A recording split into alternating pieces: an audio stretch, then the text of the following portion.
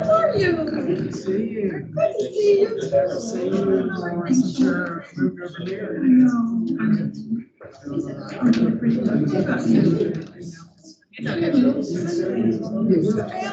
Georgia has been good to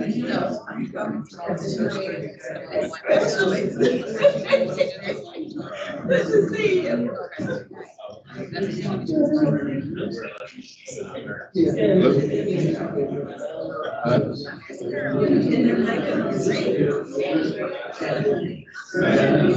Yeah, we're good. All right, everybody, we're going to get started in about 1 minute. So if you could please find your seats. We're getting ready to get started in 1 minute.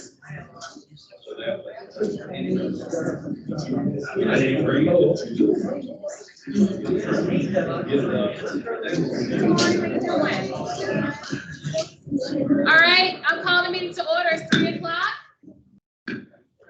I ask that anybody else, just because they come in, they don't have to stop. They can just go to their seats so we can keep going with the meeting. Good afternoon. Thank you so much for coming to our November Staff Senate meeting. It's hard to believe we're already in November.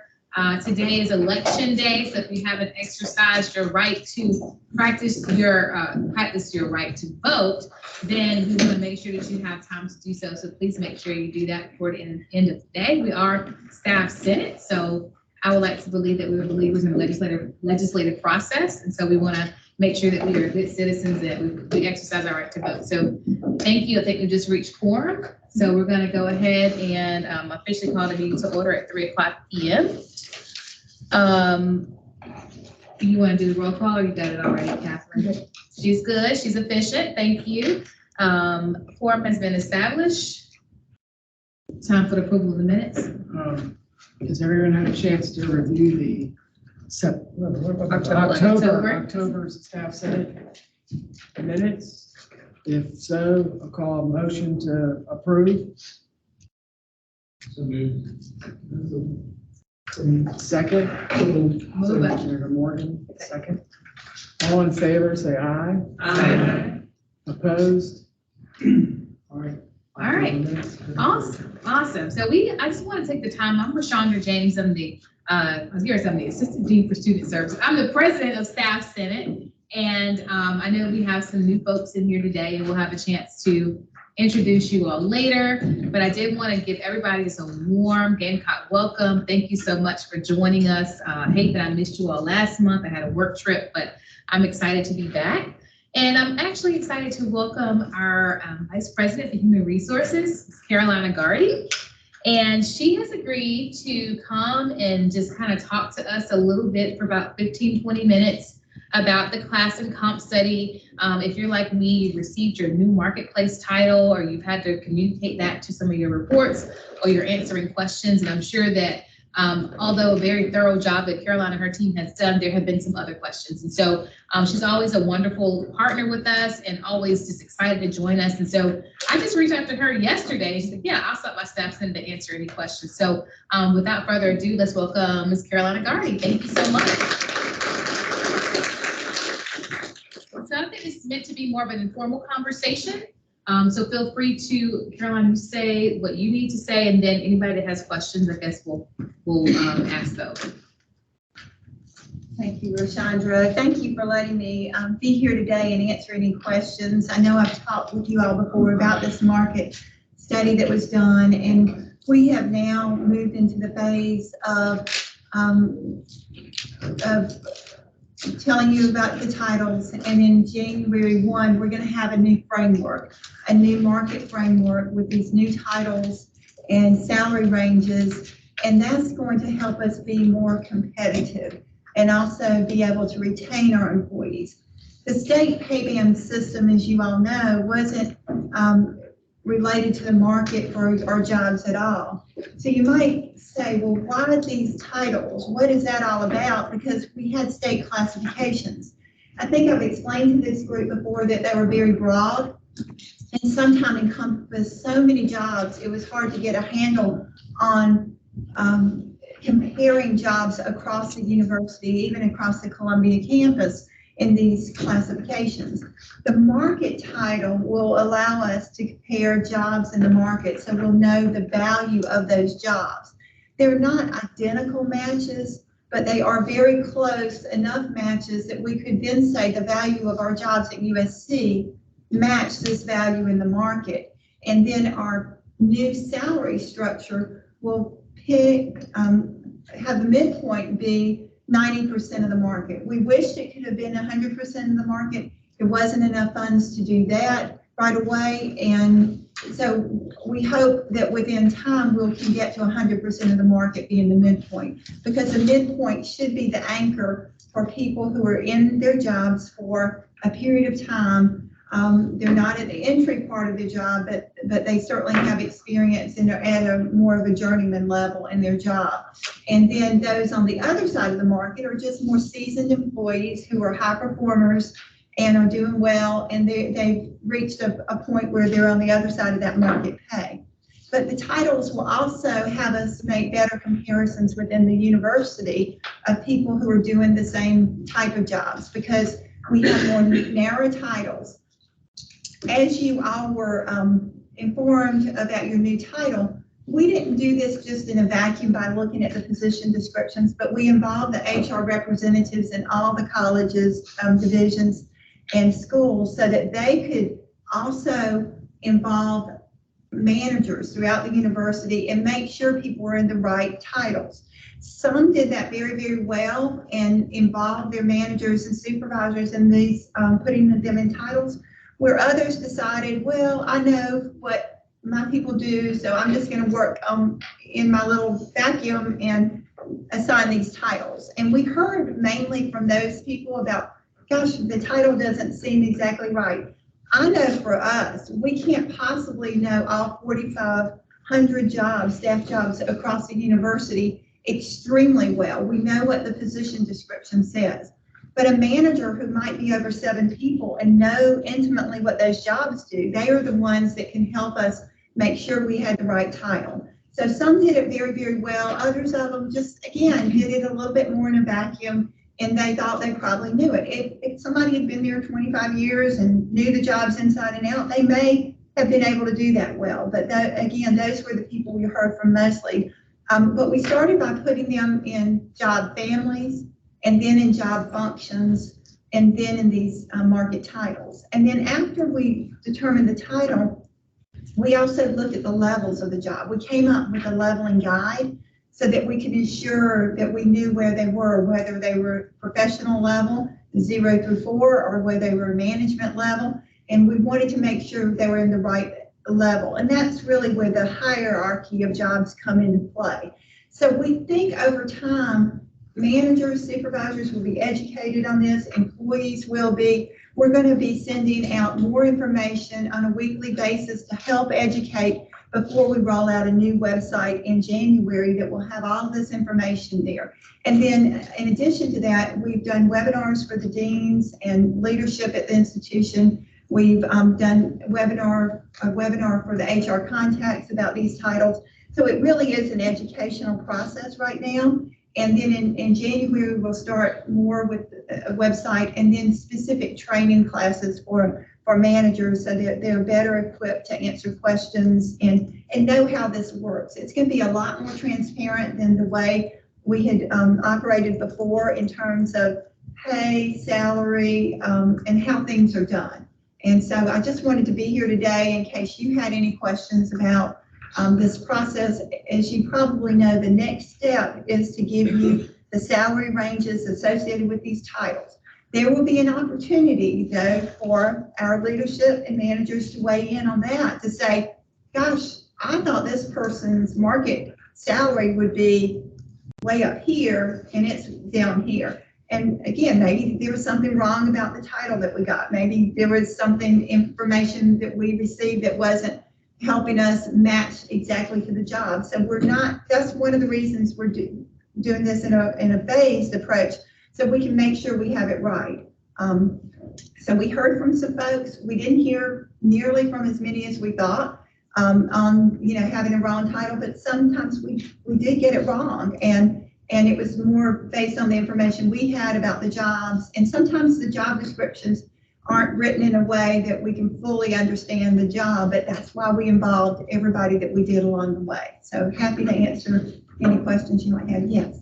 Should we have gotten information about the new title or your supervisor, I mean, I have not heard anything. So I just didn't know if this applied to everyone. If you're a staff employee, I am. you should have gotten information from your supervisor. We created a fact sheet, and then also an email went out last Monday from HR. It was late in the day. We had some last minute changes with communication, wanted to weigh in on some things, and so it didn't go out till after 4:30. But then there was a video to me I did see talking that, about all that. Okay, but I didn't get an email that said, hi, your new title. yeah, it was embedded in there that you could go to the people people admin system, which is UofSC Jobs, and it takes you to your specific title. Oh, I But see. prior to that, we asked, and that's why we did all this last Monday, because we were hearing that not everybody got that from their manager. Not everybody was hearing or got the fact sheet, so they would know where to go. So we did that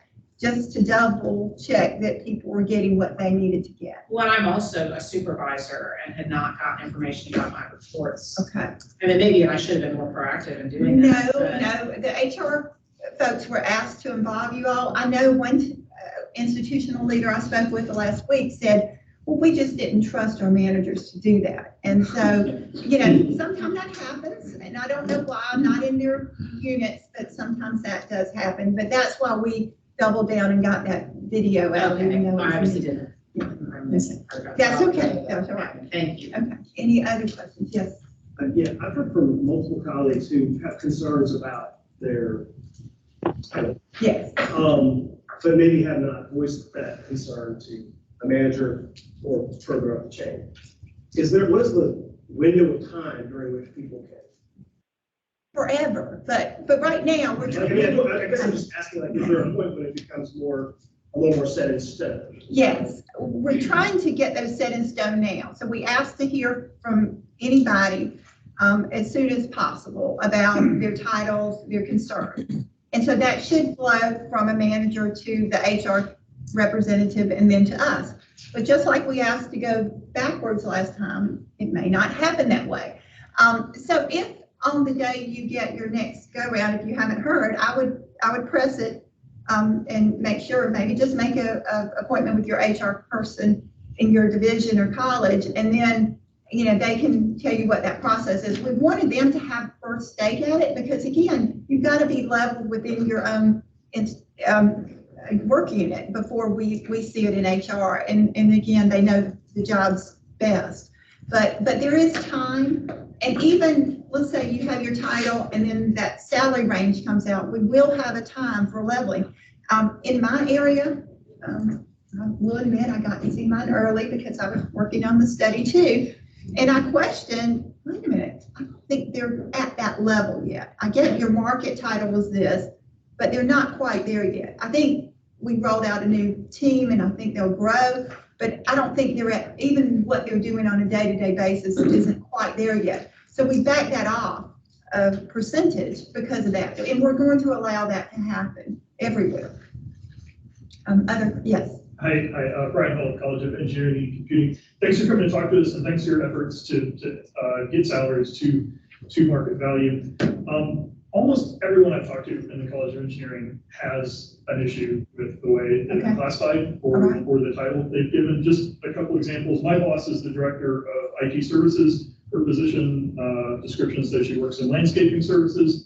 One of our research associates who does research in aerospace, his description says he manages mass spectrometer and laboratory animals, which we have neither in that particular. Wow, Brian, I have not heard of any of those, but CG Talbert will be getting a phone call from me on the way out of here, or an email from me and saying, please check those in particular. I'm not sure why that was the case. Those are just the examples I have in front of me from staff who wrote me messages, but many of staff in my unit have expressed to me that there are issues with it. I've also talked to the HR representative in our unit who is, what they're getting from central HR is conflicting with the other information that we're getting. So I appreciate that this is a big project. It's not going to happen without errors that need some correction.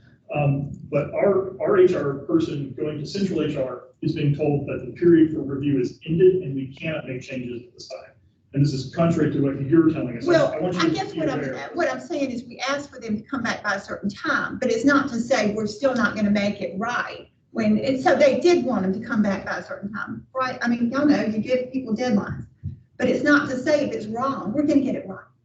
Understood. Does that make sense? It does, but what do you recommend that staff or supervisors who have employees that are misclassified, and we go to the HR person in our unit who is then told the period for review is ended? How do you recommend we proceed in that situation? Go ahead and send them to HR, and if they want to copy me, they can. Understood. Okay. Thank you. Thank you for that. Yes. Vanessa Berry. Yeah, I know, Vanessa. Yeah, I wanted to say. Okay. So I'm experiencing the same thing. I'm the HR person. Right. So I'm experiencing the same thing that he is, and I have submitted examples. But what would be helpful is if we could get a report of everyone in our area.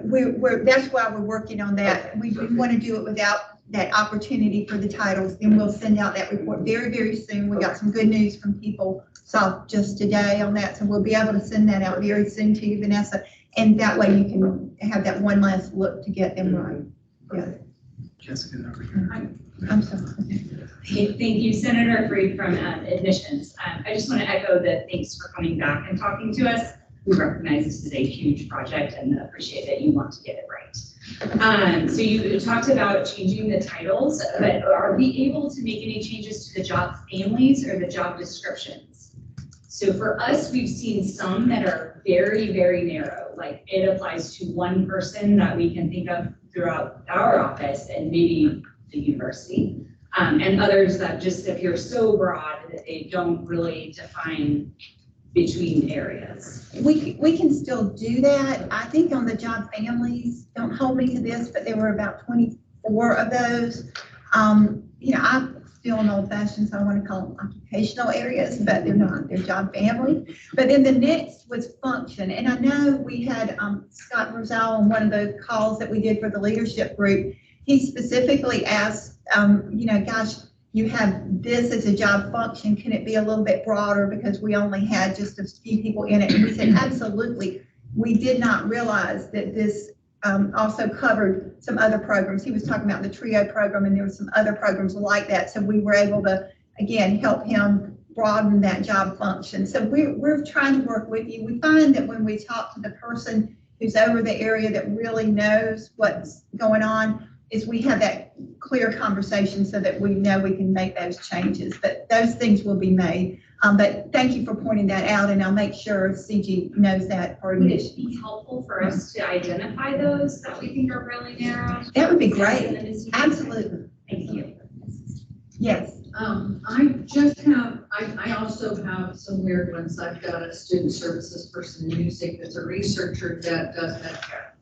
So that's what her job, the title and everything. I'm just keeping a list to send to CG because a lot of them in people admin, it's right in their position description. Their supervisor is right in their position description, but in that top part, that little heading, it says some random person is their supervisor. So it could have been something with the mapping when they moved that over to people admin, and the quality control check did not catch that. So yeah, I'll make sure she knows that some of these weren't, it doesn't look like they were mapped to the right.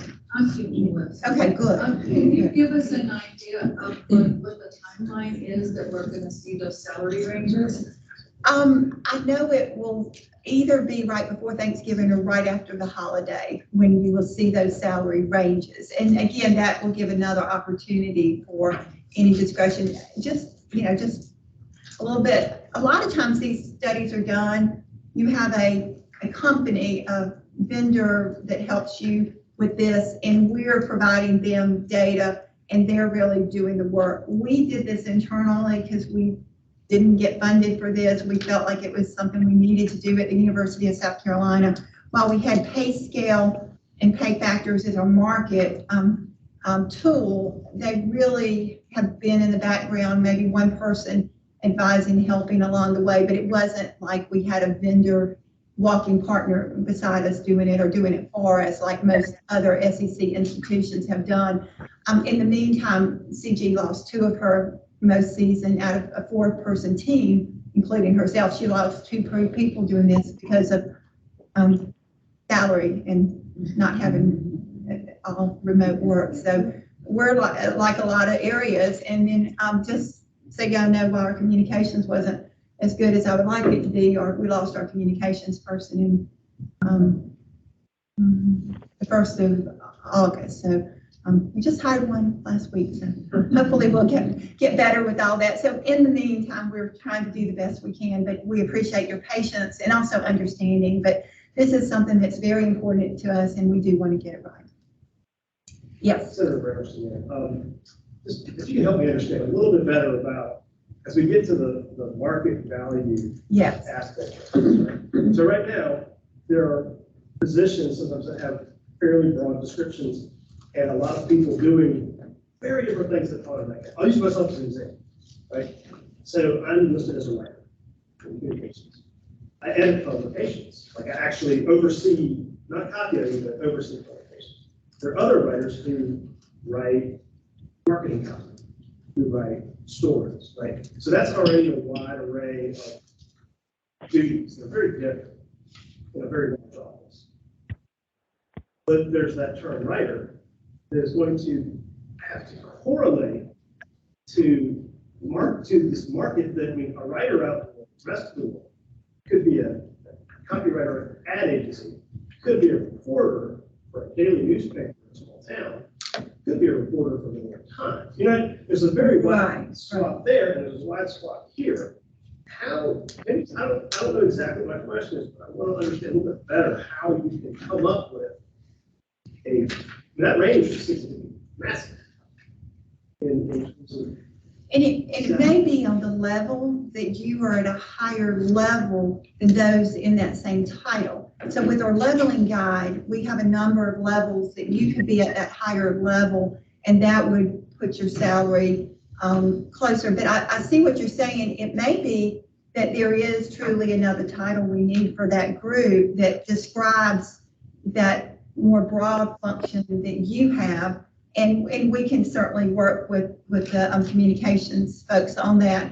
And that's really what we want to know, because you know your occupational area better than we do.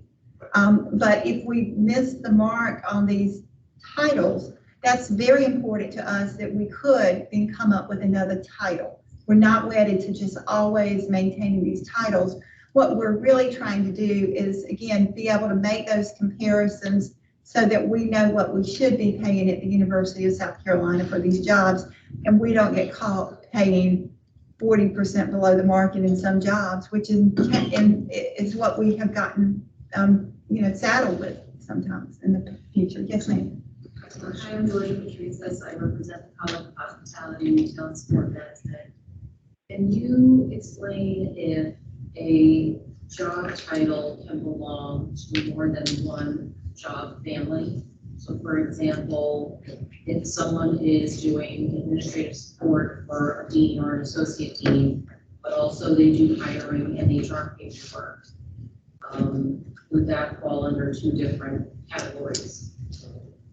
I believe, I hate to even answer that question. I believe we would put them in one category over another. If predominantly the job is HR, we would put them in job, but if it's more administrative and you just happen to be doing HR paperwork, it's administrative. But that's the way I understand it. But yeah. Yes, sir. Senator Anthony Morgan with Universal Letters. I want to go back to the thought up here with one of the other senators mentioned about loving the P1, P0. Right. Is it any talks about updating that leveling guide? Because from what I'm hearing from some of my colleagues is that it does not match even the internal job that we have. And so we are concerned about whether or not the educational level has been incorporated in with this experience and all the other factors that you talked about. Yeah, it should have been incorporated in, but it certainly, as we use that tool, we will tweak that tool. I mean, one of the things we tried to do on purpose with our new titles is come up with if you will, entry-level jobs so that we didn't have to always have the education and experience we've had all these years for all the jobs at the University of South Carolina. So we tried to have entry-level jobs within many of the titles that are out there now. And then as you move up, whatever it is, 1, 2, and 3, you would have greater experience that you needed. But we really are trying to evaluate the job, not that experience and the qualifications of someone, but typically we're trying to associate those levels with somebody's higher up, in terms of years of experience and degree as you go up those levels. So if I believe that my level with like no experience or whatever, I need to talk to the HR person in universal libraries, or do I send a letter straight to HR? In your area, talk to them and they'll do it. But just because you have, let's say you had 15 years of experience, but I come in at a bottom level of the position because I was hired at that level of what they need me to do. That's the job we're evaluating, not you. I mean, you may be able to quickly move up because you have all that experience in education, but your job right now could be, not saying it is, it could be at that entry level, even though you have experience.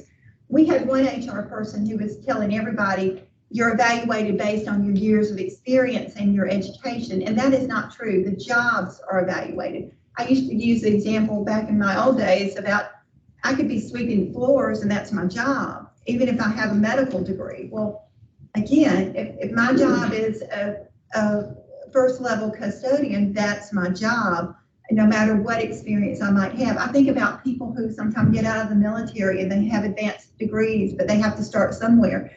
And while we could hire them at mid-level in an area, many times the job that we have currently open might be, again, a lower level job in that job series. So somebody might start there, but they may be able to progress at the university fairly quickly, depending on when the job opens. So what my understanding is there are no combination factors, education, experience. Because I believe that before, when I was attending, I think the provost retreat, it was a combination of experience, education. That's for your pay. Okay, what we're really doing is saying, what is the job? And if it's at this level, at the bottom level, then within that job, based on your experience and education, we want to put your pay where it should be. So somebody with more experience should be closer to that midpoint. But your job should still be like anybody else who's doing that same job. Just because you have 15 years experience doesn't mean you should be at a level higher than somebody doing the same job. But your pay is based on your performance, your education, and your experience. So there's kind of two factors. In the EPMS, right? Performance is how we get the EPMS equates to performance. Yes. I appreciate it. Okay. Yes. Will that then impact those individuals whose salary is below the minimum period that, or minimum level that is posted on their job description? Yes. What we're going to have, the next round is these new salary ranges that come out. So anybody who's below the new salary minimums will get an increase to the minimum of these new pay ranges. So that's going to happen on January 1. That's why it's very important when people see the salary ranges, if they have a question that it's too high, too low, they want to get that right, because we want to make sure we evaluated that job, had the right title in the market. And then after that, what we would love to see happen is if these people are moved to the minimum of the new salary range, it may, what they call, compress the salaries of those who may have been in that job, let's say 5 years, they've only been hired last year, and they go to the minimum, and this person that has 5 years of experience is making a little bit more or not any more than the person who was raised to the minimum. That's when we're asking for the evaluation at the unit level so we can move people along that continuum, because we want those people to be making more than that person who has just the 1 year of experience, if that makes sense. So again, we're trying to move people to the market midpoint. And it's just going to take a little bit of time to do that. We wish we had been funded for that, but we weren't. Yes. So just for clarification, the funding is just for the minimum, and anything that gets bumped to the mid and higher is fiscal responsibility of the units. Correct. And we have, just so you know, during any time of the year, we have paperwork that comes in. We have electronic forms now, it's not paperwork, that comes in to increase people's pay, whether it's for performance or whether it's for additional duties, whether it's for additional skills they've earned. There are ways and mechanisms that people raise people's pay, and it comes to us. So there are dollars in some units that are available that people are constantly looking at their staff. What we're trying to do is anchor it around that midpoint so that people know that if you have somebody with 8 years of experience and they're still at the bottom of that new pay range, they're not paid competitively. So that's what we're trying to do, is help them have an anchor so they're raised. And maybe that person who's at the top of that range, or the top of the range, that might be viewed as a favorite, but maybe the performance isn't great, they're just a nice person and everybody loves them. Their salary keeps going up, but it's like, what are they doing? Are they performing? Are they doing this? Are they that? And then you can say, well, that person's salary needs to slow way down now, you know, of those that other ones need to get toward the midpoint. Any other questions? Yes. Hi, Brian Milligan. In an answer to a previous question, you said there would be a process if we feel like a job function, job family is not an available option. Can you commit to, I understand not every process is in place currently, but can you commit to making that process transparent and coming back this estimate to tell us details? Sure, I'll be glad to. Just, and we talked about this a little bit in email already, but I just want to ask this, mention this in front of everybody so it's transparent. A lot of staff in my unit feel like the job function they should be in is not available. And I think that feeling comes from the fact that they're in distributed units where our functions are very different than staff in central units. For example, central HR is a much larger operation where you'll have someone who is a specialist in benefits or leave or compensation. In academic units, distributed units, our HR staff will be between 1 and 3 people. So that person is doing all of those things. They're doing background checks, they're doing benefits, leave, they're having conversations with employees about every aspect of HR.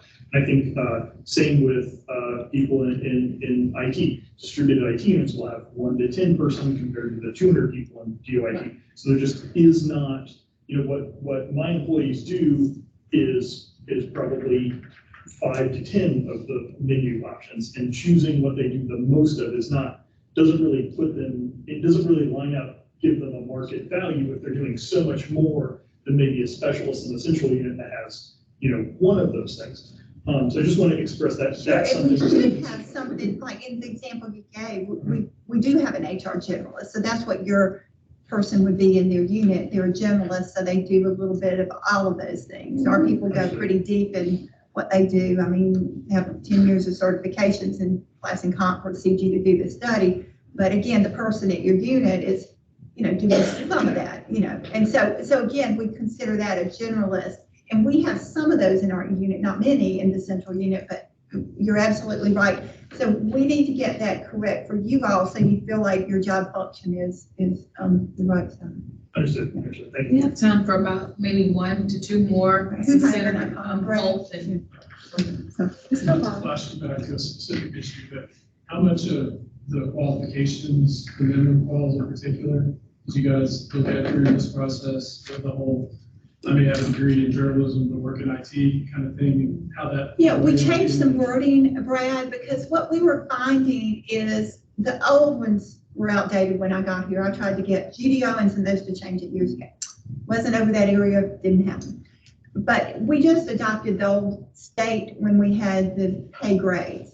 So what we came up with this time is try to do more transferable kind of skills, use words like typically has this, but if you all say, gosh, this can translate to you know, this new minimum, then we're going to work with you on that. But we wrote them broad enough so that more people would be qualified. We were doing this in spite of, you know, the Great Resignation and the new things. That was just what we felt like was more important, to make sure that people could get somebody sometime that's bright, that can do the job, but they might have to be trained in some aspect of that job Like, I'll give you a good example. I was meeting with Audrey Korsgaard recently, and she was talking about their human resources degrees, undergraduate degrees. Well, I would think somebody who has an undergraduate degree from the Moore School at the University of South Carolina could easily come in and do an entry-level job in HR, but yet the way it was written, they couldn't do that. Well, you know, come on. And so that's what we tried to do with these jobs, to make it where more people would be qualified, and that as managers, you could look to get somebody who may not have the exact skill set, but would be able to have those transferable skills. And just for those, the reason I asked if she knows this is because of issues like that, we would pick positions that were totally different than maybe what we started out with. And in this process, we went back to the positions that we started out with. And that sort of mess, in my opinion, is part of what some of the problems were, right? Is that people were kind of in positions they really didn't need to be in relative to the job they were doing because of these little factors in the qualifications or something else that cause us to, and somebody looks up later and says, well, why is so-and-so marked as, you know, in engineering doing this one thing versus other? It's probably because somebody had to pick a position that would fit the pay. And that would fit the qualifications for some specific qualifications that really didn't weigh on whether or not the person was employed, right? Senator Morgan, the last question. Oh, okay, thank you. I was gonna ask, why so late with the salary to roll it out? You rolled out this big, thing, and people are anxious about, so it's about the money. Okay, but we'll wait on it. It's that, and really looking back, because as you all know, even though I've come and talked to you, the board did support this. The president wanted the board to support where he was going to spend the money, and so that didn't go to the board till September. And so, you know, we've done the best we can, given that was approved on September 16th. But I do think it was more about the funding for that, and then also making sure we got it right along the way. But thank you for that, Bruce. We understand. Thank y'all for having me. Thank you so much.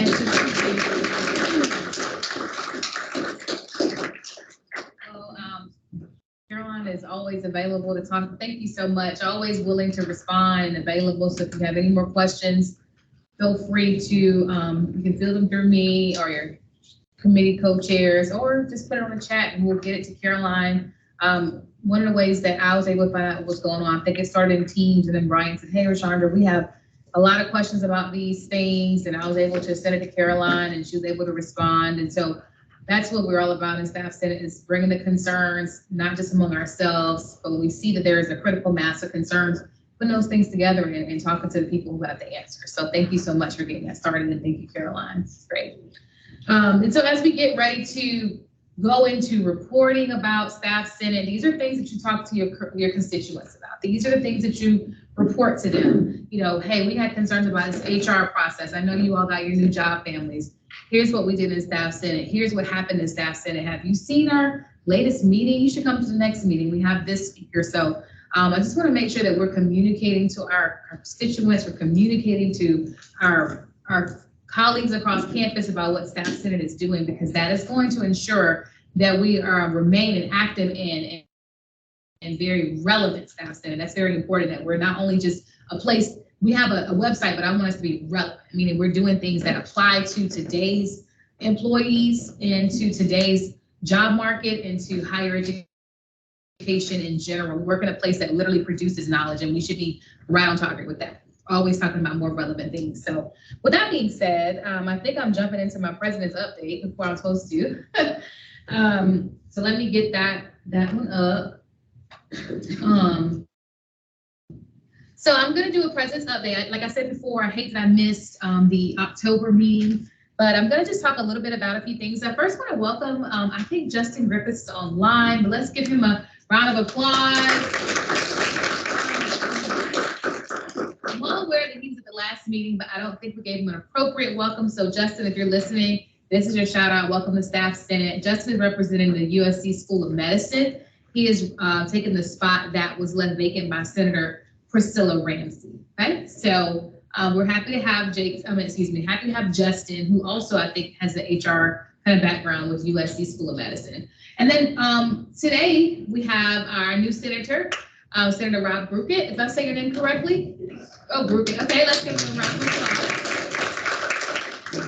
Senator Brookett will be replacing Senator Mike Dial, who was with the Office of the Provost, if I'm correct. So we're happy to have you on board. I think this is your first meeting. I think he's already chosen his committee. I think it's the Communications Committee. Am I saying it right, Jessica? Yes. So sitting behind you is Senator Craig Brandhorst. He's one of our co-chairs, and he's going to give you a warm welcome and invite you to those meetings. So we're so happy to have you jump right on in. We're happy to have the Provost Office represented. So welcome. And just for full transparency, how we selected Senator Brookett, we simply went back to the original election system. He got the next level of votes and he was available to represent. So that's kept that really simple this time, okay? All right, so just want to tell you a little bit about what I've been doing. So I talked to y'all last. I've met with our new Vice President of Student Affairs and Academic Support. Am I saying it right, Catherine? That's her unit. Oh yeah, used to be her unit. Yes, Jenny Rex Tolliver. He will be coming to our March meeting 2023. He was going to come today, but we had some scheduling conflict. He's really excited. He actually used to be a senator at a previous university, so he's excited to get to know all of us.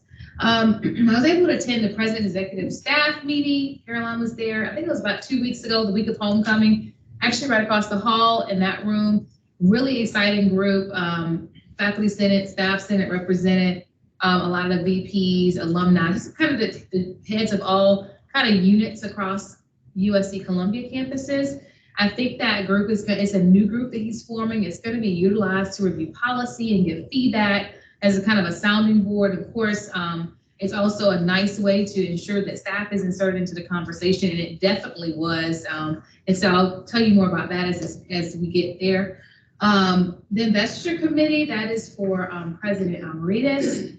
That's going to be held in January. And again, just helping with program planning. I was on the committee for speakers, but that committee got dissolved. So mainly just keeping abreast of the activities leading up to the investiture. There are lots of ceremonies. And so again, making sure that staff has a presence. Then that's going to be on the MLK committee with the Office of DEI. That's with Julian Williams. And that's an ongoing conversation. You probably have seen some emails about speakers, and they're doing something different this year, I think with a month-long celebration. So not just the breakfast, but they're looking at having different speakers and different like town halls and kind of gatherings surrounding the Martin Luther King Day of Service. And then I was able to talk to AVP Jeff Perkins, lots of questions about transportation. I'm not gonna tell you all that everything we talked about, but just know that your Staff Policy and Wellbeing Committee is hard at work trying to get some responses as it relates to parking. That's the #1 concern. I think among everybody, but specifically among staff, when we did our poll or our survey, we found that that was the #1 concern among staff, and believe it or not, it's also #1 concern among students. So trying to get some answers in terms of a lot of questions that they had, and so we'll present all that data at a later date. But I do appreciate the opportunity to meet with VP Perkins, and I think the conversation was very enlightening, and we'll have more in the new year. In progress, we created 2 ad hoc committees. One chair is here, Lauren Murphy. Thank you so much. She's chairing our Scholarship and Fundraising Committee. And Chris Burkett, who could not be here, but he is very much active helping with our our University Awards Committee. And so I think it's next week that Chris Burkett and I meet with Caroline to connect about how that will look. We really want to incentivize this opportunity. We really want employees to really not only know, but see and feel that they're appreciated. And we want to recognize folks across campus. So those 2 committees, y'all have been working hard, hit the ground running. A lot of people in here, I'm not going to call them names, I'm going to forget, but there are some senators in here who are on more than 1 committee, including their regular committee, plus the ad hocs who've been coming and showing up. And it's been an amazing thing to see. So we have some dedicated senators, and I know that everybody has different levels of capacity.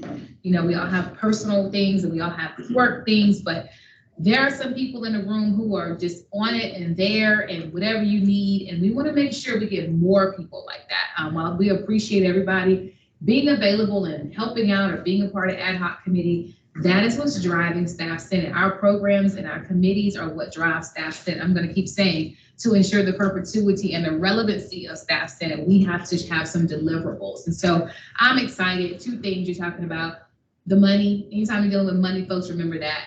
Scholarships, and also anytime that you can deal with recognizing people, they feel wanted, needed, understood. So those are two initiatives that I'm really excited about, and I'm thankful for those who are serving.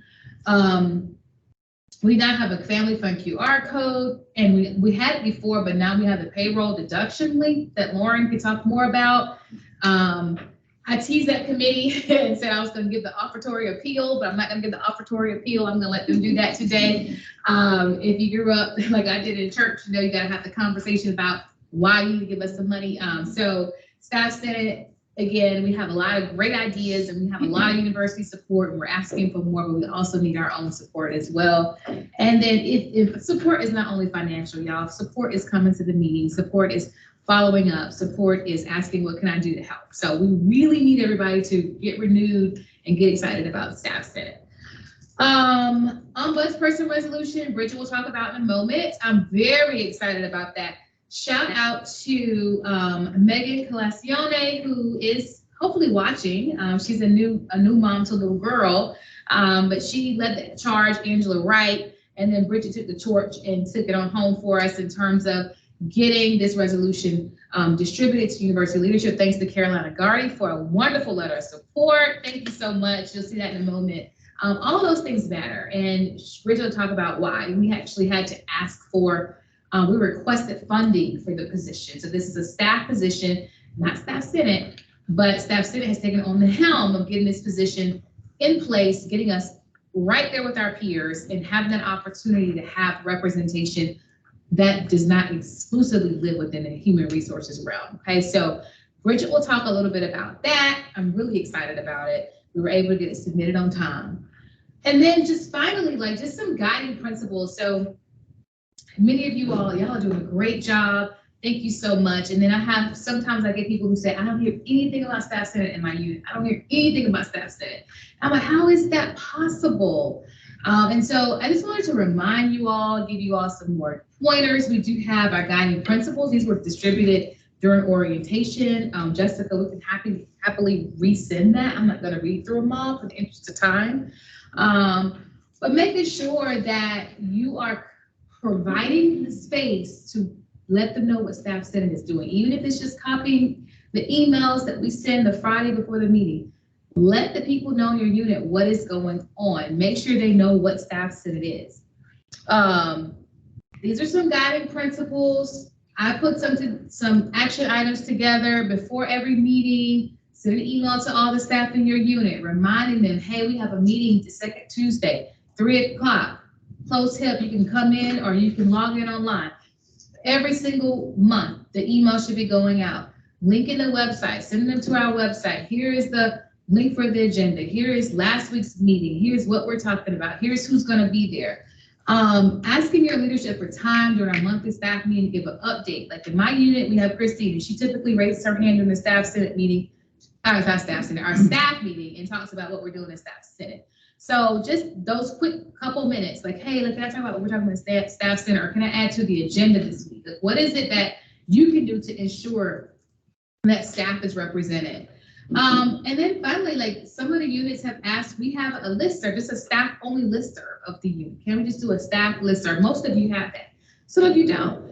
The university has the ability to help put together a listserv. So maybe just having a special listserv so you can just shoot those emails out and let people know what's going on. We want to make sure people know what's happening with Staff Senate. And I also at the same time recognize that we're only in our second year.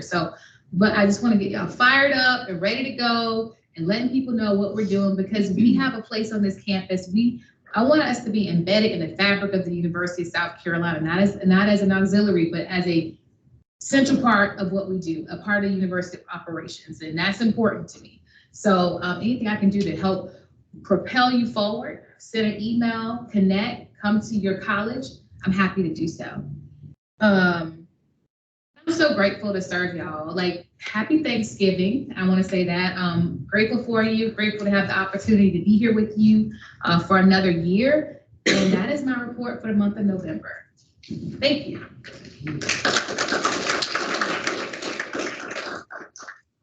So now that I've finished that, we're going to move along in our agenda. And I think next up is Bridget. She's going to talk about the Staff Senate Ombudsperson resolution. This is another deliverable. This is another tangible thing that we want to promote that we're doing in Staff Senate. So we're driving. It's a little different. Yeah, I gotta zoom in. I don't have my glasses, but I'm gonna look this way. But hopefully you can hear me. Good afternoon again, senators, and for guests that are attending. We wanted to just give you an overview of where we are with the Ombudsperson ask. So these are the initiative components. I'm going to run through the timeline and just give you a little more information regarding that. So in November 2021, I know this is small, but we can definitely get Jessica to send this out to you. The co-chair, Angela Wright, asked the Staff Senate to support requesting an ombudsperson at the University of South Carolina. In March 2022, Staff Senate Ad Hoc Committee met with Carolina Gardy and Stacy Fritz, the Chief of Staff for the President's Office, about having this role at the university. In July 2022, the Executive Committee met and discussed supporting this role.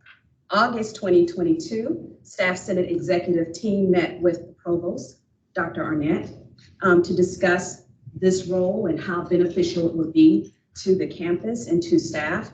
And then the Ad Hoc Committee also met during the month of August to review research information. A lot of research went into this to find out what our peer aspirant institutions were doing by way of this particular role, and develop a draft initiative narrative and a draft resolution. That draft resolution was presented to you in September 2022, and the resolution passed. As President Rashandra mentioned, that executive leadership made several people aware of this resolution and sought support. And then we submitted the proposed initiative via Anaplan, which is the budget development tool for the university, to make the ask. That's an overview of the timeline. The components, again, we did a narrative, resolution and research, and a letter of support. I'm going to go through each component. The initiative narrative, I'm not going to read all of this to you, but for those of you that have read the resolution, the bulk of that was included in the narrative, in addition to data to support why the need was there. And then the second, the resolution and research, I do want to read, just so that we'll have a part of the record of who all received the resolution and then asked for support. It went to the Board of Trustees via the chair, Dr. Emeritus, Dr. Arnett, Terry Parham, Julian Williams, Carolina Gardy, Rex Tolliver, Jeff Stensland, Dr. Audrey Korsgaard, Molly Perino, I'm probably butchering her last name, forgive me, and Reedy Newton, the student body president. The letter of support came from Carolina Gardy, and Caroline, we cannot thank you enough for your executive leadership and guidance and support. We really appreciate you. And I wanted you all to hear the letter of support that Caroline wrote on behalf of this particular role and the support for it. So she said, dear committee members, I am writing this letter in support of funding for a staff ombudsperson position. In the fall of 2021, the Staff Senate conducted research on pair aspirants and SEC institutions to determine the advantages of having a staff ombudsperson. In April of 2022, Chief of Staff Stacy Fritz and I met with representatives from the Staff Senate and received information from them regarding the benefits of such a position and the possible placement of this position in the organization. The research indicated that all our peer and peer aspirant institutions have a staff ombudsperson. In addition, all except 4 of the SEC institutions have a staff ombudsperson. The ombudsperson will be an impartial resource who provides confidential and informal advice to staff employees. While the Division of Human Resources Employee Relations Office assists both employees and supervisors with workplace issues, we recognize that some employees are not comfortable talking with the ER consultants because our staff and therefore are not neutral. Did I miss a piece? I think I did. Our consultants may be viewed, as placing the needs of management above the needs of the staff and therefore are not neutral. We recognize the difficulty of balancing the needs of the institution with the needs of the employees who have concerns about their work environment and other areas of their employment. Because staff want to have a safe, neutral place to seek advice, I support the establishment of the ombudsperson position. Please consider this investment in staff as an important step to ensuring greater trust with the university and a sign of support for our most valued resource. Sincerely, Carolina Gardy. And again, we thank you very much for your letter of support.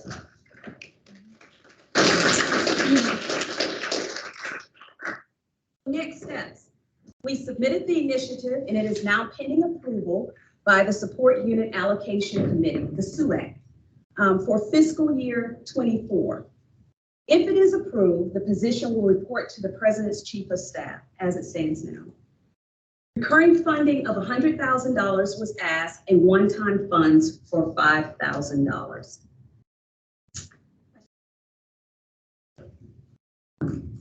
That's all. Thank you. Thank you, Bridget. Okay, so I'm actually going to slightly switch the order of the committees. I'm actually gonna, since we're talking about funding, I'm gonna ask Laura Murphy to come talk about the scholarship committee. And then from there, staff awards, we do not have Chris Burkett here, but I'm gonna ask Beverly to kind of give a little report on what staff awards is doing, just a little update. Just give me a little, just a little update. Small. Thank you. You gonna get it? Okay. Oh, okay. Oh, These no. actually going. They go hand in hand, Yeah, going yeah, yeah. together? Okay. So, Senator Burkett had a meeting, so he's at that, but just a quick note from him was that, in his term soon, to have a criteria and staff awards program to present to the body. That committee will meet again on Tuesday, so they're making progress and hope to have something for the full body very soon. That will require some funding. Thank you, Tyson. So the Scholarship and Fundraising Committee, we've met a few times now and have been tossing around some ideas and reviewing other universities, staff senate, fundraising efforts. And what we have come up so far, we're focused on raising money for staff senate initiatives, possible scholarship opportunities, leadership development, and staff awards. So to start that, we need your support with fundraising. We're starting with zero. So in order to fund staff awards, we've asked the university for some help, and we need your help too. So we have some easy ways to make donations, any amount, $1 a pay period, payroll deduction. Very easily. And so after the meeting, Jessica's going to send out, we have 3 different ways to give.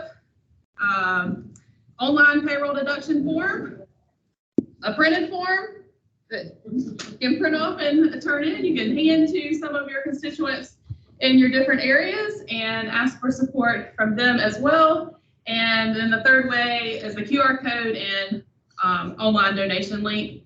QR code will take you directly to donation link with the fund number populated and make it easy to give a one-time donation, or you can set up recurring donations with your credit card.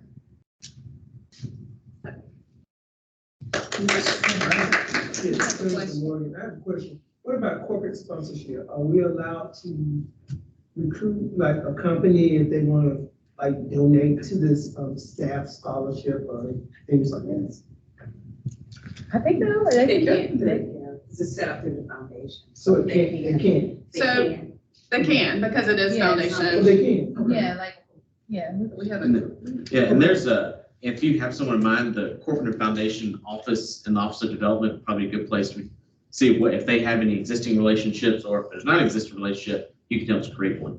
But there is an office in the development office that manages a lot of those relationships. So if you have someone in mind, let's work with them, and I'm sure they'll be happy to assist us as well. Because I'm sure we have some staff that is alumni that may make some money. Might can help us out. Hey, if you've got prospects, send them on, please. Yeah.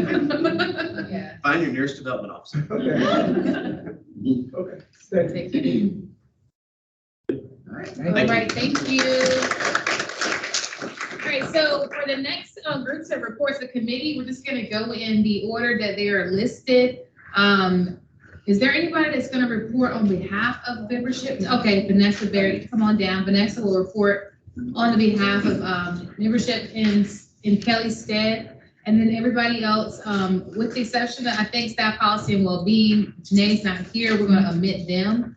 But other than that, we'll just go down the line.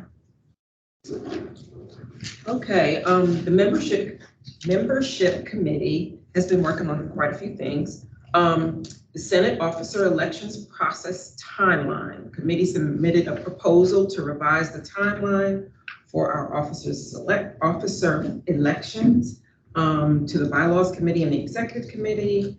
And these revisions will be for the 2024 election process. And the reason we're asking for these revisions is to provide more flexibility for the membership committee, because we have to coordinate with other departments in order to get the election done. And so it would help us with that timeline. We're also working on the Senate seat election process timeline. And based on the 2022 elections, the membership committee reviewing and revising the timeline to accurately reflect what is needed to prepare and implement the 2023 senator elections. The new senator orientation, we're implementing a new senator orientation and onboarding program and offboarding program. The onboarding program, we're going to have a packet of material available for our new senators in the future so that they can get up to speed with what's going on. We realized that with this last election. We're also going to have a new senator mentor program to partner the new senator with someone who's already a senator so that they can bring them along. We also are implementing an offboarding program so that we'll create a checklist so that the senators that are leaving can provide information for the people who are remaining so that we know what's going on. And the goal is to have these components of the programs developed by the end of the semester. We're also looking at reapportionment of Senate seats, which President Rashonda was talking about earlier.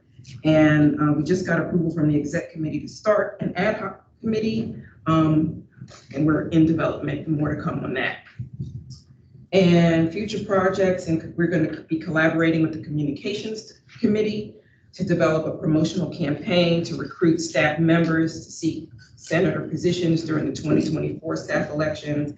And we hope to have recruitment flyers, emails, video, social media blasts that will demonstrate what it's like to serve as a senator. So if you're interested in sharing a story, just let any member of our membership committee know, and we'll get with you about that. Any questions? Thank you. Thanks, Vanessa.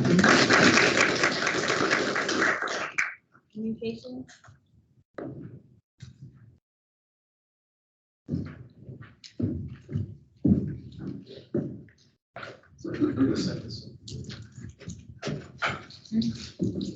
Okay, so first of all, I don't think that I'm going to be going rogue.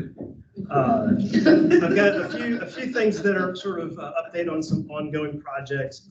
And if you'll bear with me, I think you'll understand why I'm talking about the other. So one, the Staff Senate Spotlight videos on Senators Rashonda James and Bo Hart are still an edit that's going a little slower than we'd hoped, but we don't want to put out a product that isn't quite ready for prime time, especially since it's a blueprint intended for other videos introducing staff, right? The interviews were great. We're not videographers first and foremost, right? So we'll make sure we get that right.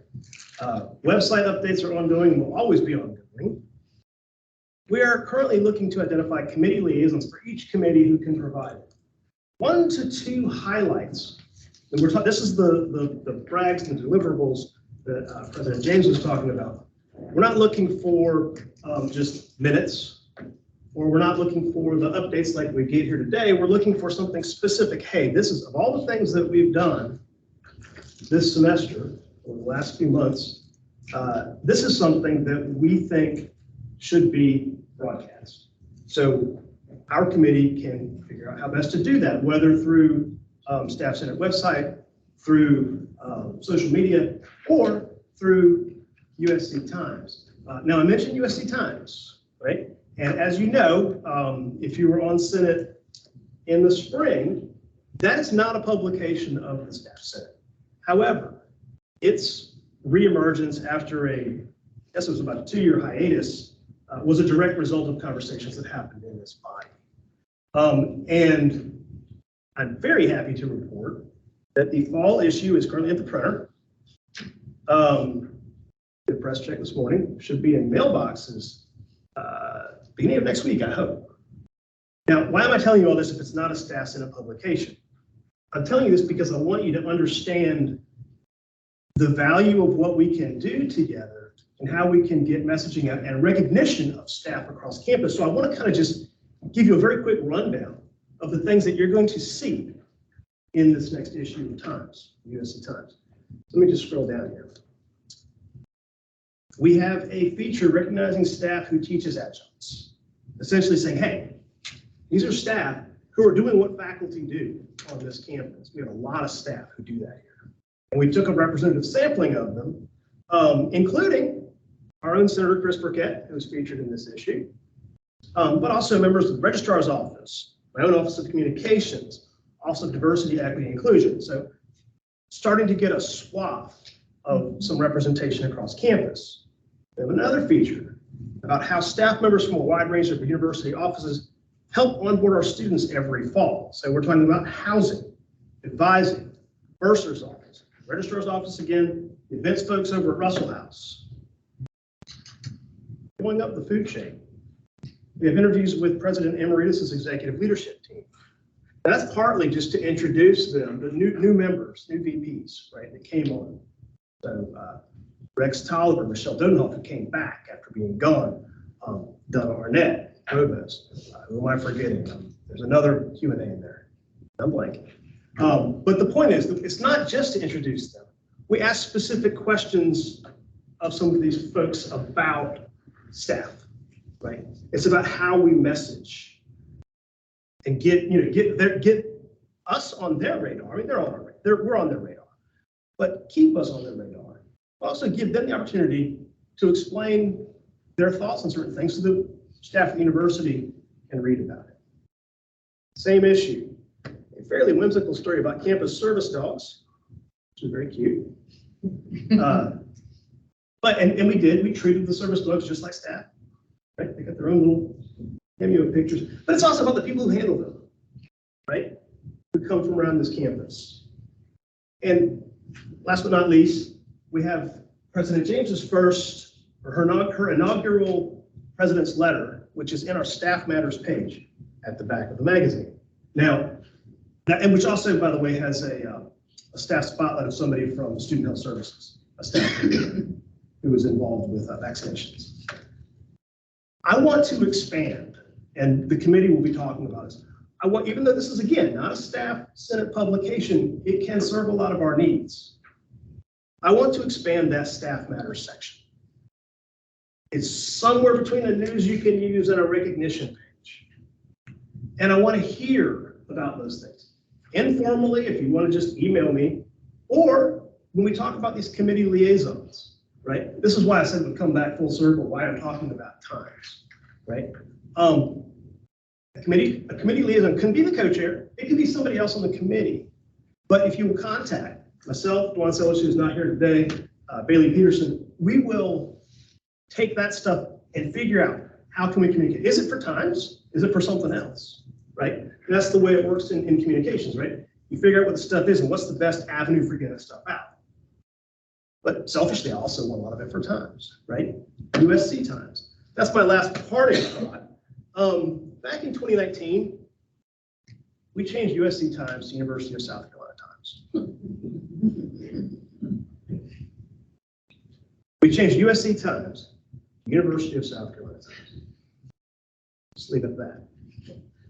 The current issue that is coming out is still called times. Times 22 actually is what we call it. Didn't have time to change it to USC times.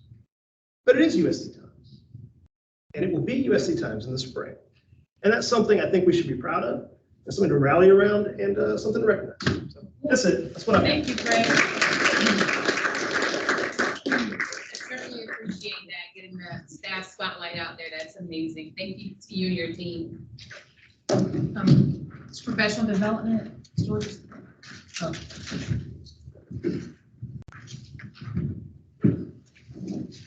Hi, everybody. Hi.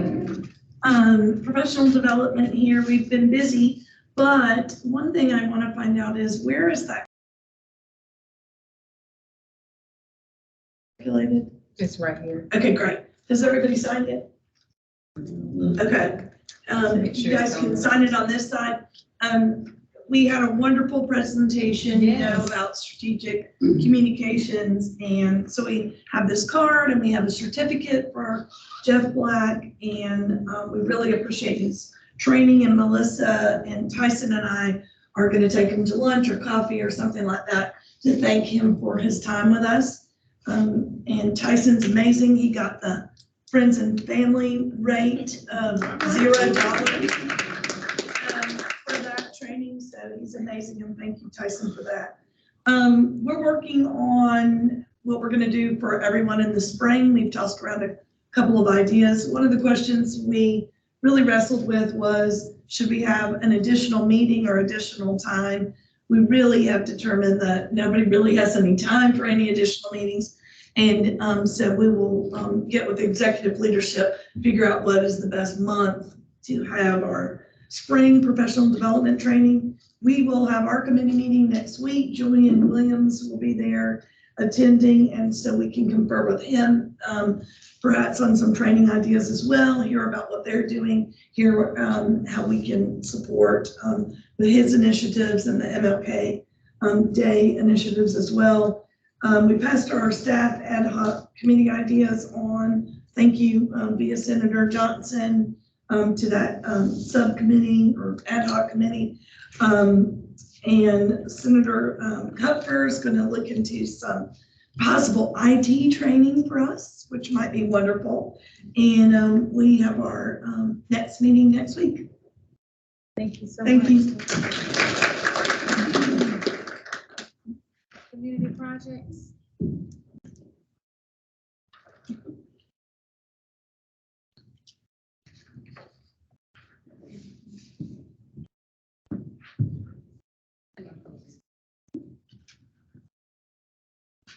Hi there. How are you?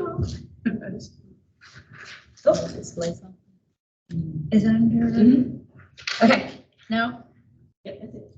No community project. Was it? Okay. So, Community Projects Committee, even though that doesn't say Community Projects Committee, that is the right QR code, right? Mm-hmm. Okay, so we sent you all a survey a while ago, asking for what organizations that your unit may give to during the holidays or ones that they have thought about giving to. And we had a very, very, very, very small response. So what I am asking is for you to scan this QR code, which will take you to that survey. And we would like you to send that out again to your constituents. We, with the Community Projects Committee, want to do something over the holidays for our organizations here on campus and possibly an outside organization, whether that be another collection of food for Gift from Garnet or toys for a family. So we're just trying to collect the data to see which is the best route to go. Is it working, the QR code? Okay, because I see everybody. And then we've still brainstorming some ideas for the spring. So that's it. It's a small report. Any questions? Just please share that QR code. Thank you. Thank you, Christine. Okay, bylaws, Senator Rose. Hello, everyone. Hi there. Usually we don't have much of, a lot of action unless we get some requests from you all. We did collaborate with the membership committee.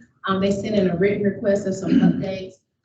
We reviewed it. Also, they have decided to table that for fiscal year 2024. And so I will say to each of you, if you have a request to the bylaws committee, if you would, of course, send us something in writing. If we meet as a committee and we don't quite understand your concerns, we will ask for a virtual meeting just to have a verbal conversation. We want to be fair to everyone, and we want to make sure that we understand. So that's the only thing we're working on this month, and they have decided to table for fiscal 24. Is that correct? Thank you. Thank you.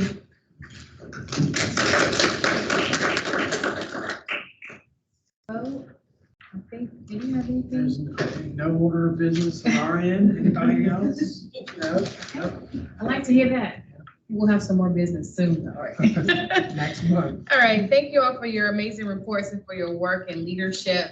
Yes, I heard I missed a treat with last month's speaker. I'm so mad I missed that, but I appreciate professional development for pulling that together and for just thinking about the thank you notes and leaving, having coffee or lunch. Y'all let me know when you are doing it, but I think that's an amazing thing to thank him for his time and for coming to talk to us. I heard it was a life-changing experience.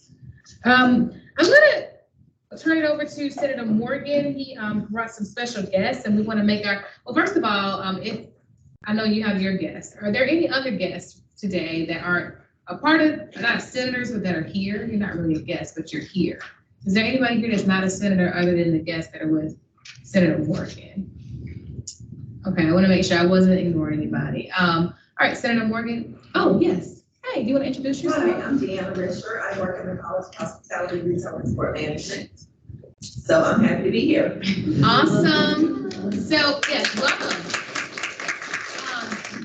Something, while you come down, I'm talking while you just come on down. Sure. Oh, give me like, yeah, you can, give me 2 seconds then. Something that, I'm not putting you on the spot again, but I'm gonna say that something that some of our senators have been doing, have been inviting some of your colleagues in as we get ready for our elections, to let them see what it's like to be in a room, what it's like being a senator. Some folks are already courting the next one in line. So something to think about, inviting some of your colleagues to the meetings, okay? All righty. They said they're gonna come down. They want to come down. Let's give them a welcome. Thank y'all. Not only are y'all here, y'all are like representing with the t-shirts. Thank you. I appreciate the attendance.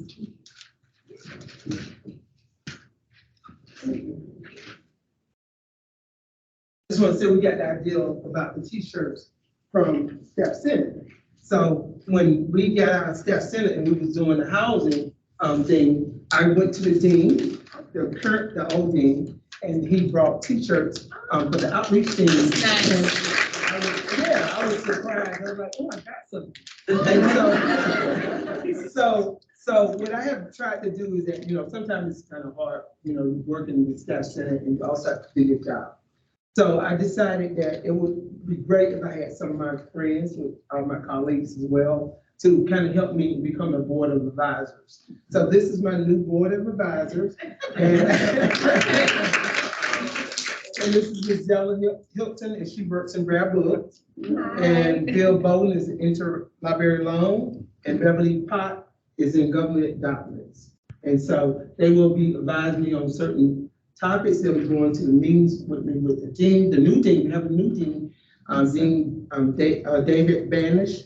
And I was on that search committee for a long time. So, but I'm glad to be working with David. I'm glad that he's here. I got a chance to interview him, go to breakfast with him. I feel comfortable with him. I want the staff to feel comfortable with him. So this is going to help us get some things started. the staff, and I'm very excited to be working with them.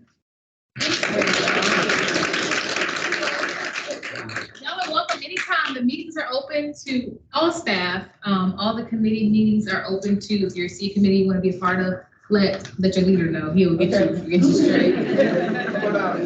Just speak with Anthony. He'll make sure you know everything about Staff Senate. No, it really does make my heart good to see, you taking that leadership role in that initiative, Senator Morgan. That's amazing. And these are examples of what we can do within our units to encourage other people. Sometimes we think leadership has to be vertical, and a lot of times leadership is horizontal. So lead where you are, and that's what you've done. So thank you so much for getting your coworkers on board. We welcome you, and it's so nice to have you.